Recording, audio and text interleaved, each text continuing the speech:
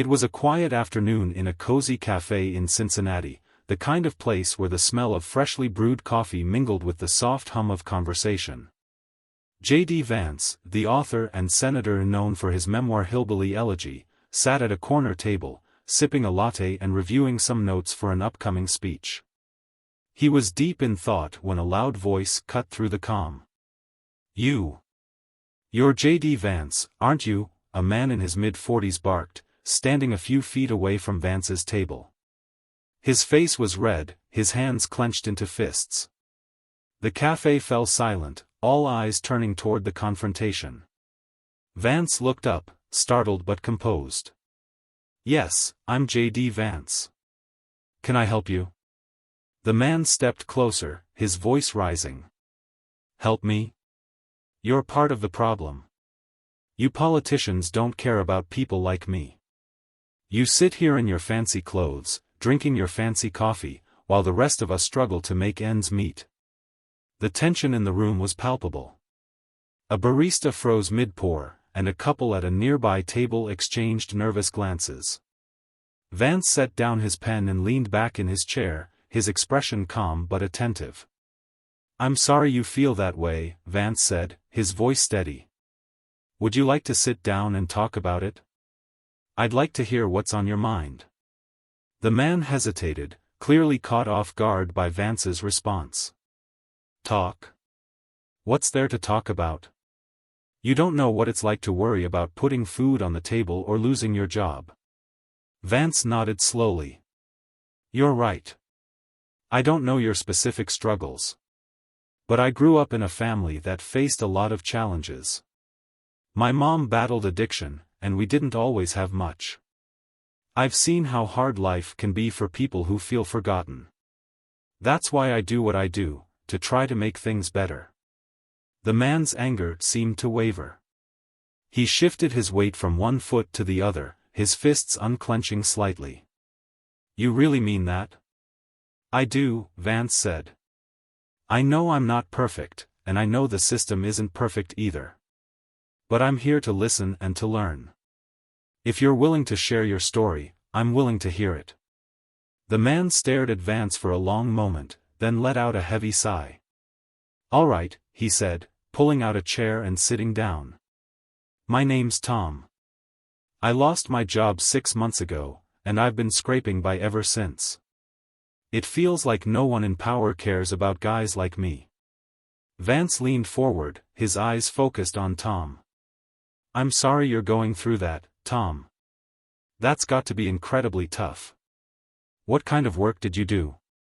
"I was a machinist," Tom replied. "Worked at the same factory for 15 years.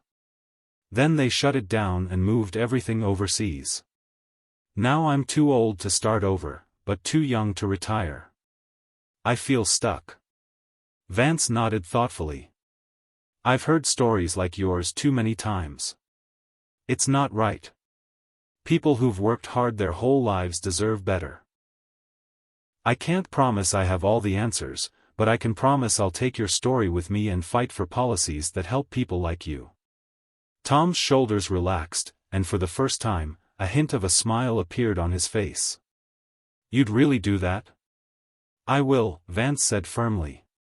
"And if you're open to it, I'd like to stay in touch.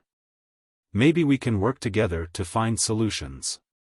The cafe, which had been holding its collective breath, seemed to exhale. The barista resumed pouring coffee, and the soft hum of conversation slowly returned. Tom and Vance talked for nearly an hour, discussing everything from job training programs to healthcare access. By the end of their conversation, Tom's initial anger had melted into something else, hope. As Tom stood to leave, he extended his hand to Vance. "Thank you for listening. I didn't expect that." Vance shook his hand warmly. "Thank you for sharing your story.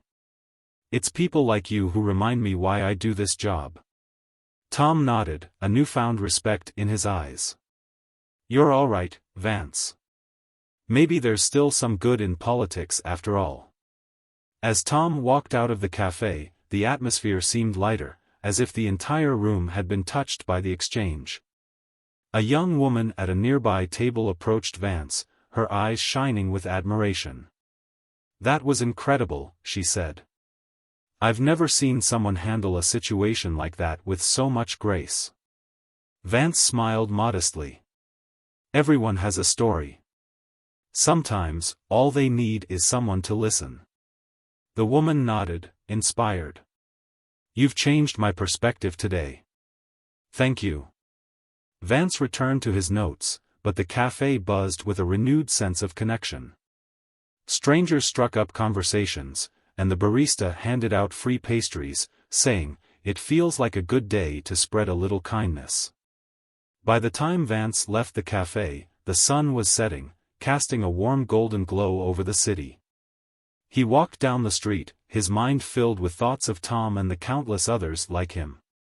He knew the road ahead wouldn't be easy, but moments like these reminded him why he kept going: to listen, to learn, and to make a difference, one conversation at a time. And in that small cafe, a simple act of patience and understanding had changed not just Tom's perspective, but everyone's. It was a reminder that even in moments of conflict, kindness and empathy could bridge the deepest divides.